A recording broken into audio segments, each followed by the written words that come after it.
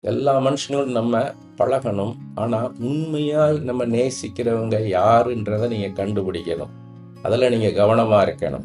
ஏன்னு கேட்டீங்கன்னா, உங்களுடைய தரிசனத்த நீங்கள் என்னவாக இருக்க போறீங்க, அதுக்கு எப்படியெல்லாம் நீங்க முயற்சி பண்ண போறீங்கன்றதெல்லாம் நீங்க எல்லார்ட்டயும் பகிர்ந்து கொள்ள முடியாது.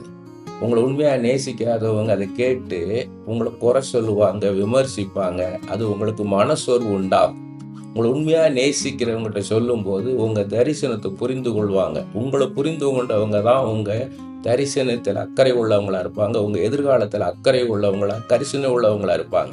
அவங்களோட மாத்திரம் உங்க தரிசனத்த நீங்க பகிர்ந்துக்கோங்க. அப்படி சொல்லும்போது, அவங்க உங்களுக்கு ஆலோசனை சொல்லுவாங்க. உங்களுக்கு இந்த ஏரியா நல்லா பண்ணுவீங்க. இதுல நல்லா உங்களுக்கு தாளந்து இருக்கு, திறமை இருக்குன்னு அவங்க கண்டறிஞ்சு உங்களுக்கு சொல்லுவாங்க. இதில நீங்க செய்யும்போது நல்லா இருக்கும். இது செய்யும்போது உங்களுக்கு கடினமா இருக்காதான்னு அவங்க கேட்கும்போது, நீங்க அத குறித்து யோசிப்பீங்க. உங்கள் எதிர்கால திட்டத்தையோ, தரிசனத்தையோ எல்லார்ட்டயும் பகிர்ந்து கொள்ளாதீங்க. உங்கள உண்மையாய் நேசிக்கிறவங்கள்ட்ட மாத்திரம் உங்க தரிசனத்தையும், உங்கள் எதிர்கால திட்டத்தையும் பகிர்ந்துக்கோங்க.